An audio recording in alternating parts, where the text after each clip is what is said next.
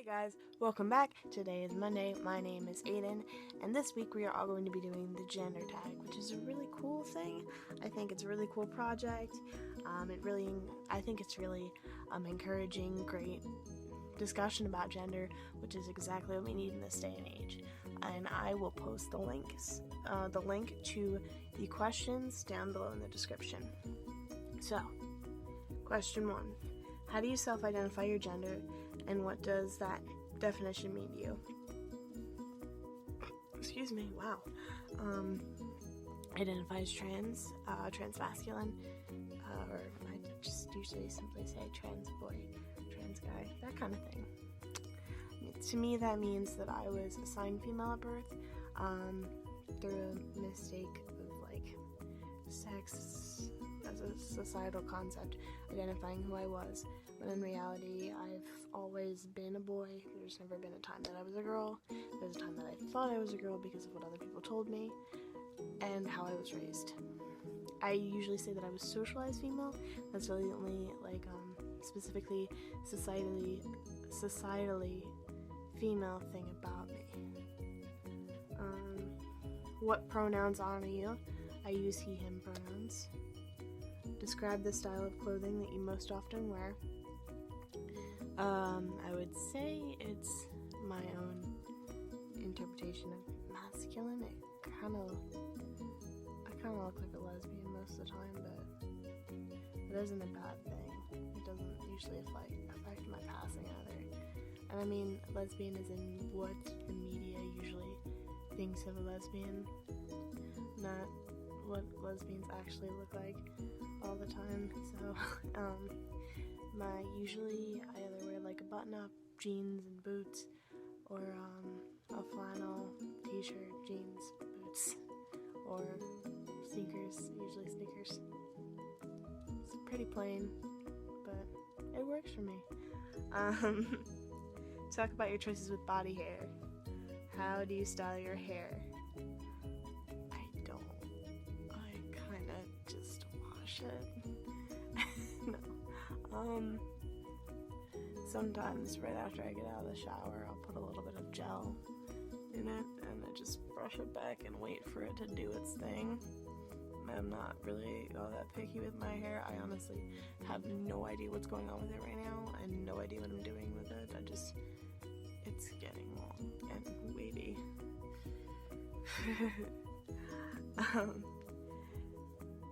Do you have facial hair? Yeah. It's really subtle, but I mean, it's like peach fuzz.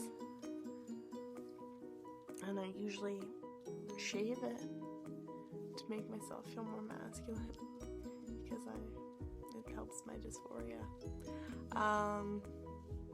Otherwise, I really don't shave places. I just leave them alone. I don't find any need to. I mean, it grows there for a reason. That's usually what I think about body hair in general, except for face body hair because I shave it to make myself feel better. Talk about cosmetics.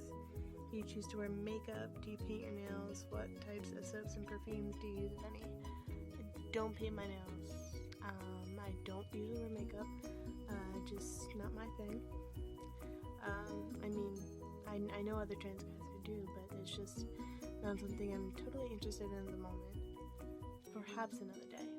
But as far as like soaps and colognes and stuff, I usually use Axe because that's what my dad buys me, and I'm poor, so yeah. Have you experienced being misgendered? If so, how often? Every single day, all the time,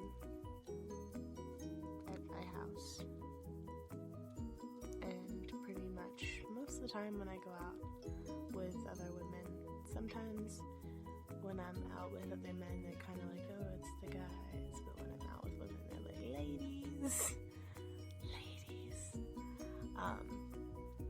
Yeah, but at home, my parents don't really use my pronouns or my name, and neither do my siblings usually because of my dad. So it's pretty much every day, which really sucks a lot. Do you experience dysphoria? How does that affect you? I only sometimes experience dysphoria. Like, I have certain dysphoria, like, sometimes the face thing, kind of like, what, the facial hair, why is my face so plain? I'm not gonna I just shave my face and I feel better in my life.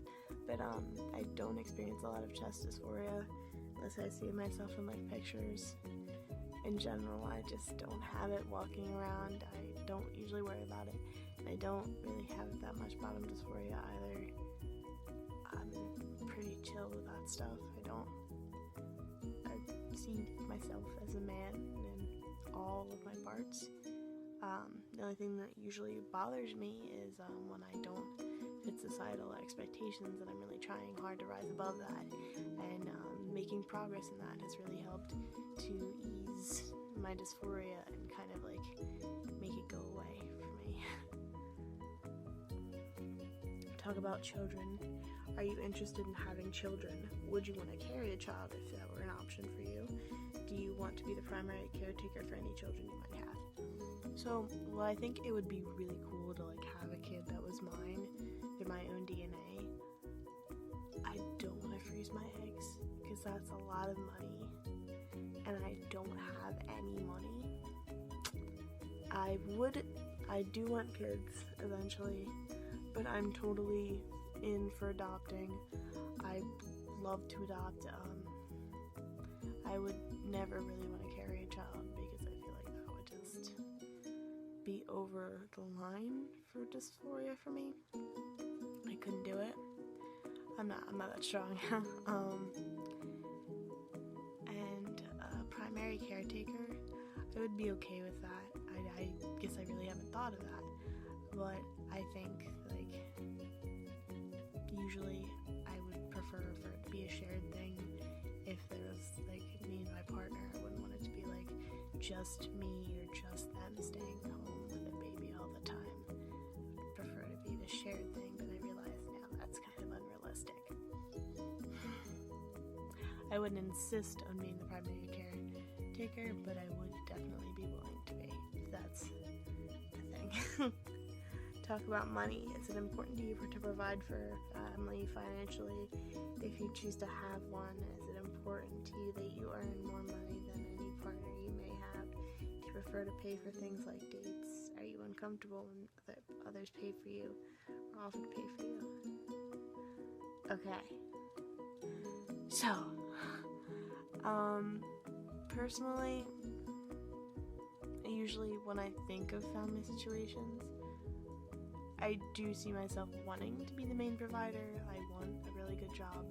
I want to be able to be like, I got it. I will take care of the family, whatever happens. Because I guess that's the way my dad was. That's kind of like how I want to be. Just kind of like want to model after that. I wouldn't be uncomfortable if my spouse made more money than me. That's not an issue.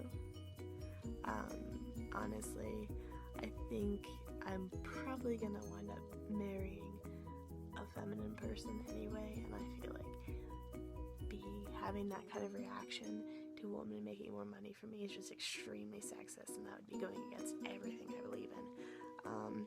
Usually I really do like to pay for dates. It's just what I'm used to. But after a while, it's kind of like, I've done so many dates, it's your turn. You can do one.